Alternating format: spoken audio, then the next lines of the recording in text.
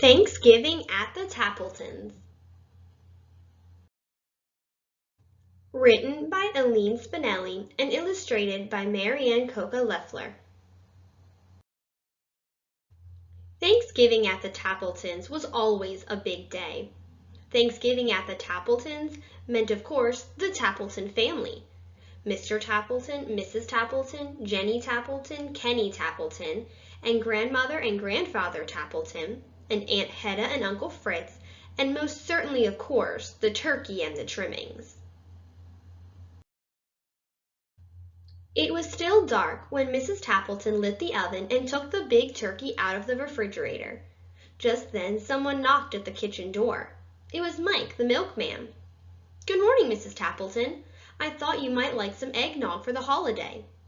As Mrs. Tappleton reached for the eggnog, the turkey slipped from under her arm. Now, on a warmer day, this might not have been a problem, but this Thanksgiving day was quite cold, and the step was covered with ice. Before she or Mike could even think, the turkey had slithered into the yard. "Get it!" shouted Mrs. Tappleton. Mike reached out, but the turkey skidded past him, through the gate and into the street. "Hurry!" screamed Mrs. Tappleton. "Stop that turkey!" The milkman chased the turkey. Mrs. Tappleton chased the milkman, and the turkey slid down the hill into the pond. Plop! Splash! It bubbled out of sight. When Mr. Tappleton came down to breakfast, he took a long sniff. "I don't smell turkey," he said to his wife. "Of course you don't smell it," she replied. "You have a cold." "I don't have a cold," he insisted. Mrs. Tappleton shook some pepper in the air. Her husband sneezed. "See," she said, "you do have a cold." After breakfast, Mr. Tappleton put on his coat and scarf and hat and gloves. "I'm going to the bakery to buy our pies." Mrs. Tappleton handed him his boots. "Where are these?" she said. "I know for a fact it is quite slippery out today."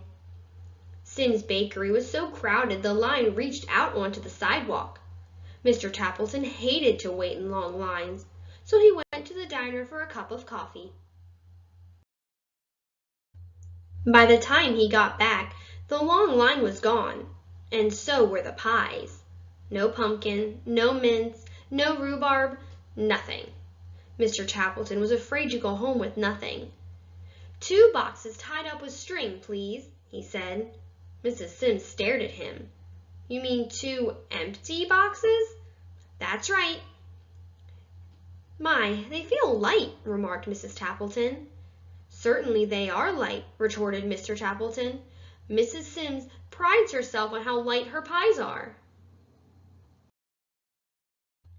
Mrs. Tappleton set the table. She called to her son. "Kenny, you may make the salad. There's lettuce in the crisper and carrots and radishes too." Kenny's face grew pale. Just yesterday he had emptied the crisper and fed all the vegetables to the rabbits in Mr. Butterworth's class. How could he tell his mother?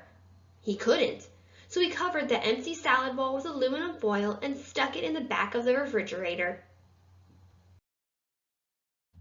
When the others went to pick up their relatives at the train station, Jenny stayed behind to mash the potatoes. Every year this was her job. She loved it. This year, she thought, "I will make them even better. I'll use the blender." Just as Jenny flicked on the switch, the phone rang. It was her best friend, Nora. If there was one thing Jenny loved to do better than mashed potatoes, it was talk. Jenny talked and talked and talked to Nora, and she still might be talking today, had not a wet glump of something hit her on the back of the head. She turned to see what it was. Splat! Another glump hit her in the face. The blender was going wild, and mashed potatoes were flying everywhere. Without even saying goodbye to Nora, Jenny hung up the phone, scrubbed her face, and wiped mashed potatoes from nearly everything in the kitchen. She finished just as the others came back. Uncle Fritz patted his stomach. "I'm hungry," he said. Grandfather Tappleton laughed. "I'm as hungry as an elephant." Everyone sat down at the table. It was a Tappleton tradition for grandmother to say the Thanksgiving prayer. "As soon as the turkey is ready," she smiled. "I'm as hungry as 2 elephants," said grandfather. Mr. Tappleton went to the oven. "I'll carve the turkey now." He opened the oven door. The turkey is gone! Mr. Tappleton searched on the table and under the table and in every kitchen cabinet. He looked into the sink and into the broom closet. "I can't find the turkey anywhere." Mrs. Tappleton took a deep breath. She told them how their fine turkey had slipped out the door and down the steps and across the yard and through the gate and down the street and plop, smash, into the pond. "So much for the turkey," said Uncle Fritz, and his stomach rumbled a little louder. "Never mind," said Aunt Hedda good-naturedly.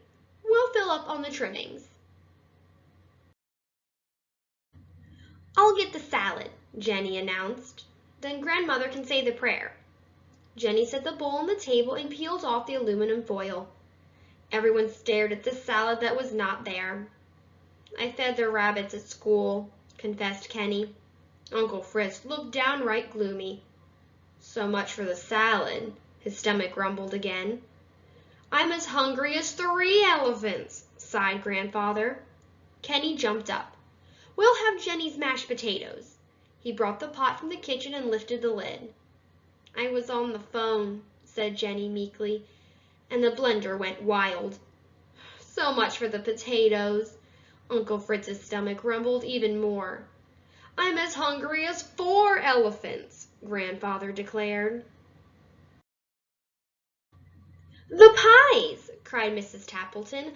"I'll get the pies." "I'll say grace as soon as the pies are cut," grandmother smiled. Mrs. Tappleton brought in the boxes, set them down, and untied the string.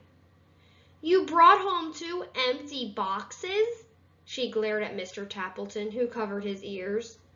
5 elephants!" groaned grandfather. The dining room was quiet.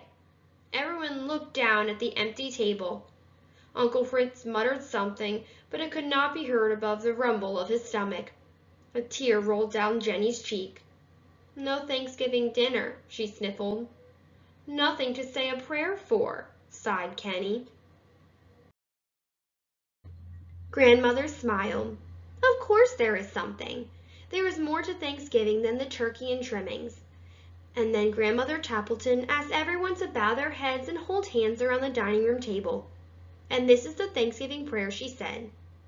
"Turkeys come and turkeys go, and trimmings can be lost, we know. But we're together, that's what matters, not what's served upon a platter.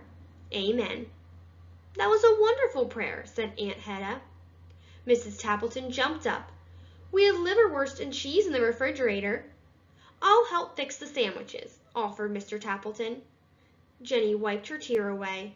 "I'll get the pickles." Kenny laughed. "I'll open a jar of applesauce for dessert." And so the Tappletons had their Thanksgiving dinner after all. Uncle Fritz's stomach stopped rumbling, and Grandfather Tappleton ate enough liverwurst to feed 6 elephants. In fact, everyone had plenty to eat. But most of all, they had each other.